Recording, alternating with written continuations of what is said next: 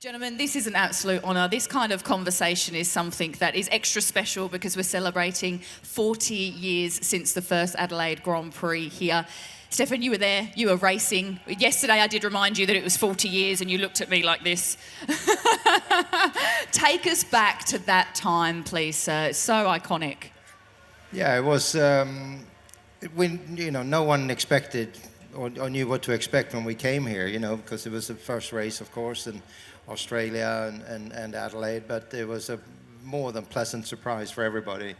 Immediately, the energy in the town was just incredible, and everybody embraced the race in the most positive, happy way, and the race itself was fantastic. The racetrack is really good. Was good, and demanding, difficult, but a really good race, yeah. And please, talk us through some of those challenges. It's mentally tough, it's a tough circuit in itself, it's physical. Talk us through that year in that race. Yeah, I mean, every street circuit, by definition, is always a bit more difficult, demanding. There's no room for error. And, so you got to be really precise and make no mistakes, basically, So that, for me, makes it much more interesting, of course, And, but yeah, I mean, it had a good variety, long straights and medium, high speed, low speed, and grip level was not the greatest, So it was a difficult race, yeah. And then you come back in '86 and put it on the podium. So you must be doing something right around here. Just luck. No, it Pure wasn't. Luck. Absolutely not. Talk us through '86. '86, well, it was, 86 wasn't as good year for Ferrari in general as '85 was. The car wasn't that great, really, but, it was, from the beginning of practice, just try to focus on the race setup and get as good a race setup as possible, because qualifying wasn't that important then, and I, remember just doing a couple of slow runs on one set of tires that would then last the whole race, just to give it a little heat cycle every session, just to make them cure a little bit. Maybe 0.2 a lap slower overall, but they did last the whole distance, and that's really what got us to third place in the end. It wasn't speed. It wasn't speed. It was all you, sir. What's that? It's all you. No, it's not me. Me and the engineers, more the engineers. And David, of course, this is a special place for you in several different ways. We'll talk about the Formula 2 race a little bit later. But of course, let's talk about, Adelaide, this circuit, what it means to you, and also what this event does as well. Well, actually, just listening to Stefan talk about '85, I was here in '85 as a spectator. Oh, wow. And I was lucky enough to get on the top above the pits and watch the cars go past. And every gear you were hitting, the rear end would just literally snap like this because there was zero grip on the racetrack. So I don't know how much horsepower you had, but what was it, 700, 800, 900 horsepower, 1,000? Way more. I mean, in qualifying we had over 1,200. Yeah. Wow. In race train, probably 900 most of the time, Yeah, I mean, watching the go, especially you, I still remember Stefan going up the straight, just snaking like this. And of course, it was very impressionable for someone like me, just went, oh my God. And it's kind of weird for me looking at that and thinking only a few years later, I'm also on the track racing myself, either Formula Ford, Formula 2, and then Formula 1. So yeah, this place holds so many great memories for me. And I don't know if anyone was here at that time, but when I first heard the guys on track, my mate and I were walking through the streets towards it, and then we could hear the noise, and the hairs just went like this because it just did that to you, So as I say, lots of great memories. And it's really nice. I know I've been having conversations with people all day today, and that is what so many people remember as kids, being up against that fence and just falling in love with motorsport in a whole different way. And it's still now when we get to walk around and actually see these cars 40 years later. Stefan, it's just wonderful to be able to immerse yourself in it in this way. Yeah, absolutely. I mean, I think it's passion at the end of the day, isn't it? I mean, whether you're here as a competitor or a spectator, I mean, it's one big family in the end, and it's really what drives is the passion for motorsports and cars, I guess. And then 35 years on from 1990, you're back driving the Brabham BT 59 this weekend. And obviously you're in your race suit, so you've clearly had a bit of a spin this weekend. Yeah, I've been very lucky to get back in the very car that I raced here in 1990. It's been a long time, backed with an old girlfriend, I guess, but it's such a pretty little car. Well, it wasn't particularly fast or reliable, and at the time Brabham were going through a lot of financial difficulties, as everybody was, because it was the world financial crisis going on in 89, 90, so it really affected the Japanese owner that owned the team. I think he went from a billionaire to a millionaire overnight. But getting back in the car just brought so many memories, particularly as there's still some corners here that we're still using. I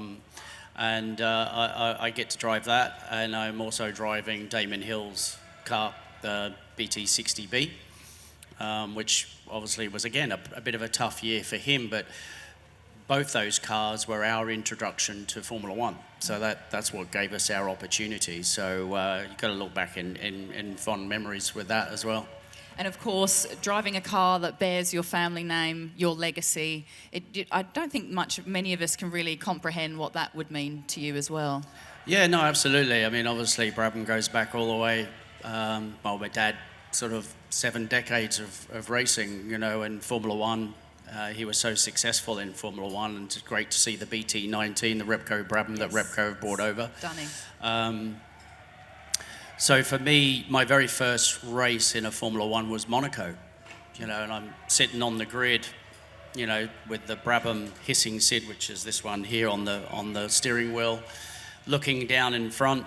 I think you were probably up the front a little bit, like Prost and Senna, Mansell, Piquet, all those guys that I came here in '85 to watch, and there I am sitting on the grid in a Brabham, and obviously my dad won Monaco in 1959 as his first Grand Prix, so that brought a lot of emotions, but at the same time you're in a race, so you can't really focus too much on it, but you do recognise it, and when I look back I think, yeah, that was pretty cool.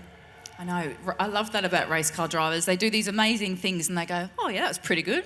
That was a good day. You're like me, I'd be like, what? This is incredible. Can we also talk about your race suit? Because you just said this is also an ode to your father's race suit as well. Yeah, well, I wanted to get a race suit for historic type stuff, because I do race at Goodwood quite a lot.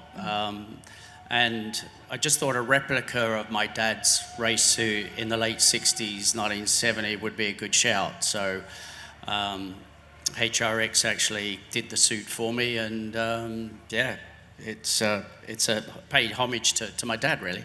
Got quite a few boxes with suits. Do you keep all your suits as well? Do you count them, Stefan? No. I mean, my stuff is all over the place. But I have quite a lot still at home. But I mean, I gave away so many helmets and suits and trophies and God knows. But thankfully, my dad saved everything he could get his hands on. But sometimes you get on the podium in F1 and then I can't be bothered to check in the bag. So I gave it to a mechanic or something.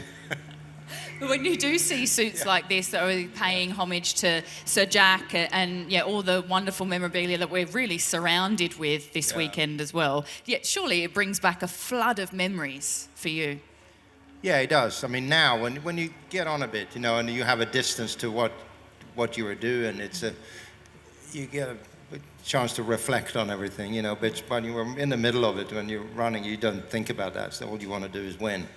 Yes. And that's the only thing that occupies your mind at that time. But I mean, now, looking back, 40 years in the past, with all the memories with Enzo Ferrari, and we used to have lunch every day when we were testing at Fiorano, I mean, that's incredibly special moments that you didn't even think about at the time, Yeah, talk us through one of those lunches. Take us through one of those lunches. What are all the cool things that happened there? They were just like guys having lunch, just 5, 6 mates, and so was obviously the ringleader, but I mean, we talked about everything under the sun, really, but his favorite subject was the engine, of course, he didn't really care much about the chassis, there was just something that was necessary to bolt the engine into, but so it was a lot of, new development on the engine, a little bit about the chassis, and then it was just, whatever, really, wanted to know who got girl you were dating, and the usual stuff that guys talk about. Yeah, absolutely. And of course, Le Mans winner, you've raced IndyCar, you've raced so many iconic circuits around the globe, as have you, David. Really, Adelaide, how did it stack up? I think, as you mentioned before, it was somewhere that all the drivers look forward to. But for you, how does it rate? Yeah, no, for that reason, exactly. I mean, it was, I think maybe partly because it was also the last race of the year. So it was like we got here and then it was like you got blow some steam off, having been sort of under massive pressure to perform all year. You finally can let go a little bit, so that was maybe part of it. But it was just the whole atmosphere here was so great, and the race was always good, always difficult, which made it more interesting, of course. Yeah, of course. And David, you were one of 2 Aussies that raced in the Adelaide Grand Prix. Of course, Alan Jones being the other, who isn't here with us today. The local support, what was that like for you?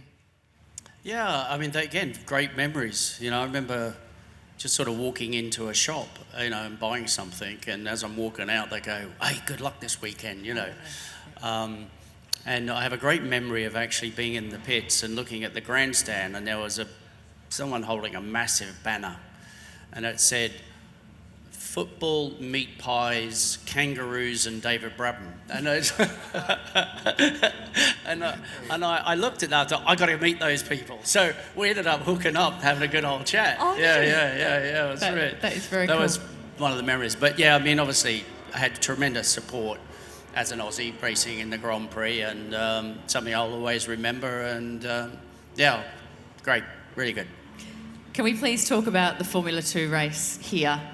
The one that was really career-defining for you, opened the door even wider for you in Formula 1. You raced from 38th to 1st in one race. There you had a mechanical issue that saw you starting at the back of the grid, but there was a certain motivation, if you wouldn't mind sharing with us, that saw you overtake 37 cars to take the lead, David Brabham. It's quite the story. Yeah, I mean, it's definitely, when I look back, it's a race that taught me a lot about myself more than anything. But yeah, the kind of run the story, I was racing in different places around the world, really. No one championship, bit of F2 here, Formula Atlantic in New Zealand, Formula Atlantic in America and South America. We dusted the Formula 2 car for the winner would get the Australian Gold Star. So it was worth doing. Here at Adelaide, I'd done Formula 4 the year before and finished second. And you say qualifying didn't go too well, but that was not the story really. The main story was I had a massive bust up with my father just before the race, because 3 months before that, because we hadn't been talking for 3 months, was I had to tell him my girlfriend was pregnant. And for him, that was like a no. You don't have family as a racing driver. So he could see I was doing quite well, and he thought, right, he's going to go to Europe. He's the one going to get to Formula 1. And all of a sudden I go, oh, I got a baby on tow. So we didn't speak for 3 months, and then I was trying to bridge the gap after qualifying, and he had his sort of that stern look on his face. My mum was there, and he had a Formula 1 pass. And I said, oh, you better get me one of those for when I'm in Formula 1. And I didn't know what to say to him because we weren't talking. So it just came out. And he just looked at me and said, the days of you ever going to Formula 1 are finished. And that was it. Talk about hit the rev limiter. I fired right back at him. And I said, I'm not accepting that. And I told him to F off. And I stormed off. I put my John Farnham tape on, listened to John Farnham, and I was like on the limiter when I got in the car. And I grabbed the mechanic and I said, you go down there and tell those guys in front of me I'm coming through, they better get out of the way, which I would never have done. Yeah. You know what I mean? You just don't. I was in a completely different mindset because the determination and the anger and everything was so heightened. Even when I was sitting in the car, and all I had sight was, I'm winning this race, get out of my way, you know. So I went from 38th to 17th on lap 1. Lap 2, I'm in the top 10, and I've got in the lead with a lap to go and won the race. Yeah. And it was one of those times in your life where you look back and go, well, I finished the race and I went, how the hell did I do that? And it just took me mentally to a whole new place I didn't know existed. So really it was a gift. It was a fantastic gift my dad gave me, because I learned a lot about the mentality to racing and performing at a kind of high level, and the kind of mood in particular you have to be in when you put the helmet on. And I carried that all the way through my career. So great story. And funny enough, he started talking to me after that. Okay. But you said also that he's obviously watching on. He's at the fence watching you do this. And yeah, he was. Yeah. No, he was, and my mate was with him, and he went off, and my mate's gone, well, where's Jack gone? And then he's come back with Jackie Stewart and Ken Tyrrell up on the pit wall going, hey, come and have a look at this. And because, their timing, all the cameras were off. That wasn't put on TV or anything, but they could see the gap going down 2 seconds a lap. Wow. And then, of course, I won. And, it was great. I had a lot of great support from Ken afterwards as well, and Jackie. And then my dad obviously came on board again, and off I went to England, not knowing how long that'd last. And I had a long career over there. So, this was the real catalyst to push me ahead and get to Formula One 2 years later. Yeah. It's wonderful that you did it in your hometown as well. Stefan, have you ever heard that story before? If I heard this story? Yeah. I haven't. No. Wow. No. Yeah. No. Can you relate to the level that you need to get to mentally? Maybe it's not an argument with someone. Maybe it's something else. Where do you have to get to? Do you also listen to John Farnham? Yeah, I think everybody have their own sort of trigger point. When you realise that, that aha moment when you kind of raise your game to a whole different level, and then. But it's like that, I think, in life in general, in a way, isn't it? You punch through these thresholds, and then all of a sudden you have an ocean of new opportunity or possibility, then you hit the wall again, and you got to punch through the next wall, and certainly that's how my career was. I felt like, you sort of get to a certain point, and then you're struggling a bit, and then something happens. I don't have any specific memory of such, but I mean, it was like that all the way for me as well, yeah. Yeah. And I think what you alluded to before as well, David, was being able to pass that many cars, zero fear. That's the mindset that you were in. Because if you had 1 second of fear, do you think it would have you'd be able to do that? Yeah, no, absolutely. I mean, I never thought about failure. I never thought about anything else other than I was winning that race, regardless of where I started, which was actually behind the hairpin, because I couldn't even see the start-finish line because there were so many cars on the grid, 38 cars, 39 cars. So I know if I did start to think about, what if would have happened. So like I said, lots of great lessons for me to just eliminate any negativity in your mind when you're going into a race meeting. And if you do, then you've got to get on top of it and move on, because that really affects the way you interpret your world and the way you make decisions. Going down the inside of someone, if you're fully committed, you're not really thinking of fear or anything, you're just, I'm getting past, you're going to make a cleaner move than if it's half-hearted and you're half attempt it. Then it's going to be in trouble. So, like I said, the mindset lessons that I learned was critical, really. Yeah. And Stefan, you're obviously driving in some demonstration laps this weekend. Beg your pardon, you have to remind me what car that you're in. Are you in several this weekend? And which one is running, which one isn't running? Talk us through it. Tomorrow I will be in the Master Le Mans car. Yeah, the 767B. In one session at least, yeah. Yes, yeah. So they get reacquainted to that one. Yes, and talk us through that, because it's an absolute monster. Just to listen to the sound of that is incredible. I had the honour of interviewing the owner last year, and I purposely made him recreate the sound because it's so iconic. Talk us through your memories of that one. Yeah, I mean, I haven't driven the car since I've crossed the finish line in Le Mans in 1991, whatever it was, But amazing engine. I mean, the car period was very good.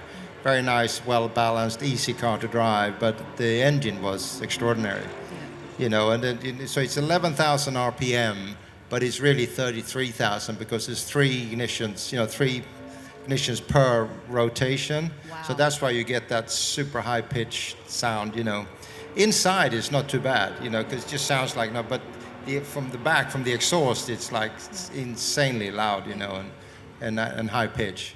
But it was an amazing... Wiegler had an issue, didn't he? Yeah, exactly. One of the other drivers in the other car who won the race, he was never the same again. He had to retire from racing, actually, because he had something happen to his ears, the whole equilibrium thing. I think he ended up an earplug, like earplugs fell out or something. Yeah. It was something to do with these I've earplugs. had that happen, yeah. but thankfully not in that car, you know, because my hearing is shot to bits now. Well, all yeah, of us, mate. yeah, no, exactly. But he was a good driver. He had to stop because, from what I heard, you know, if someone dropped something on a table or something, he just couldn't cope with the noise, and it destroyed his life. Wow.